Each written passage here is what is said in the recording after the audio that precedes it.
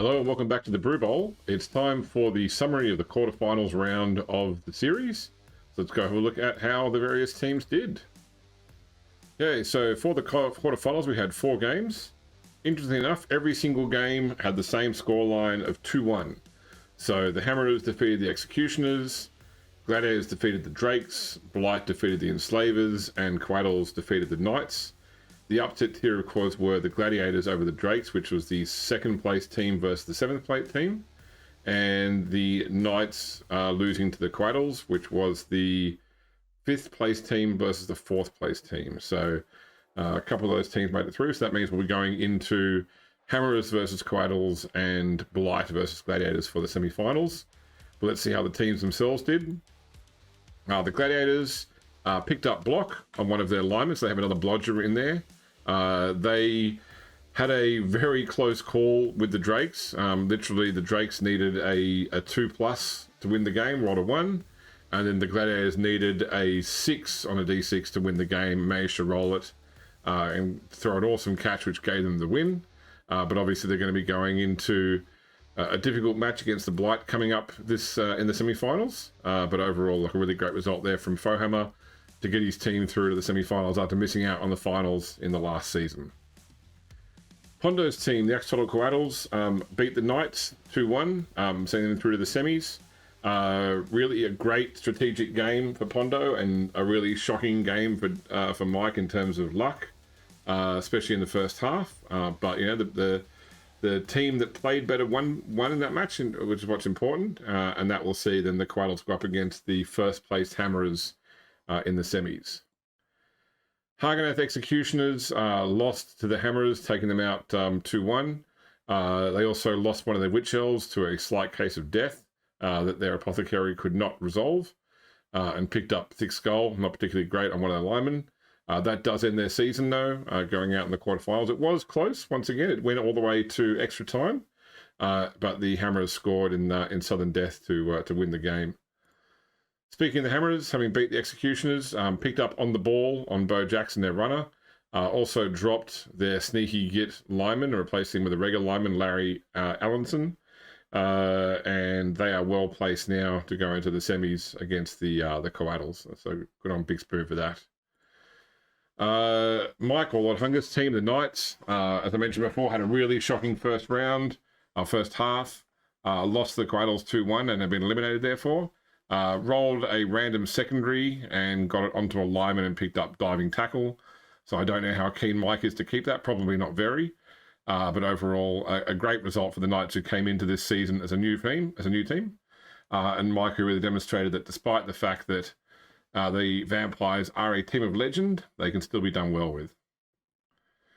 Okay, the Lauren Forest Drakes, last season's winners, will not be that again this round because they have been eliminated by the Gladiators in a 2-1 run. As I mentioned before, almost won the game, but they failed at the last minute and saw the game go the other way. So they're now out. Didn't take any serious injuries. Rolled a random secondary on random primary on a War Dancer and got defensive, which is not great. So I think they won't be hiring that War Dancer again in a redraft. The Nemesis team, the Slum City Blight, beat the Enslavers 2-1, as all the games were this round. Also reduced his team down, dropping down some assistant coaches to get his team value down. Picked up block on his thrower, so that gives him quite a daring thrower to go into the semi-finals with against the Gladiators.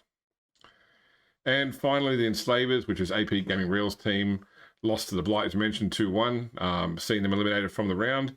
They are still the most valuable team in the competition at a team value of 1140, with good funds going into the redraft as well. Picked up Horns as a mutation on one of their rats. Probably not what AP was looking for, so I don't know if we'll see that rat again in the next season. Let's look at the individual players. So first off, on the passer side, Triple H moved into equal 3rd place for conversions alongside Thilo Schultz. For the scorers, Bo Jackson, the Dwarf runner, finally knocked his predecessor, Thorman Thomason, off the bottom of the leaderboard and moved into equal 4th place for touchdowns. On the casualty side, Wildog Hannah jumped several spots into 2nd place for casualties, which pushed the Gravemaker and Fazieth down. Fazieth almost now off the bottom of the table, since he is dead, won't be getting more. Bo Jackson and Flatball Brady both moved into equal second for MVPs, but they're also there with 5 other players. So a lot of players in there with 3 MVPs total, only the single one with 4 being Ficera. And no change on who was the most expensive player. Finally, looking ahead to the semi-finals, as I mentioned before, we've got the Hammerers versus the Quaddles. Looking at the tour play score for that, the Hammerers dropped down this week to a total score of 12.2. But the Quaddles also dropped to a total score of 7.5. So tour play definitely rates the Hammerers in that match by a significant margin. But we've seen in the last 2 rounds, in the quarterfinals and round 8, that Pondo, when he gets lucky, can certainly upset teams as well. So he has the players and the know-how to actually make good use of some good rolls there. And then the second semi-final game will be the Blight versus the Gladiators. The Blight's dropped down to 10.1 overall score. Gladiators stayed equal at 8.7, but still a good 1.4 below the Blight. That would normally be quite favouring the Blight in this case, but once again, Foham has really come into his own with the Gladiators, really knows how to use those girls, especially his hit and run piece now, which was a skill that a lot of players were unsure about when it first came out, but Foham has used it to great effect. So that'll be a really fun game to watch, the Blight versus the Gladiators. And I think that I can imagine Dynamis and Foham are getting a good repartee going between those two players in that game as well. So really looking forward to that one. I would say in these matches, I definitely feel the Hammerers have it over the Quaddles. I thought the Lights have over the Quaddles, but I could be mistaken. I think that would probably go to a 2-1 as well. I think it's probably gonna be all 2-1s going this point onwards. Blight versus Gladiators. Oh, that's a much tougher one. I can see that match going like a 3-2. And I think that, I've said it before, I will say it again, Dynamis is definitely an agent for chaos.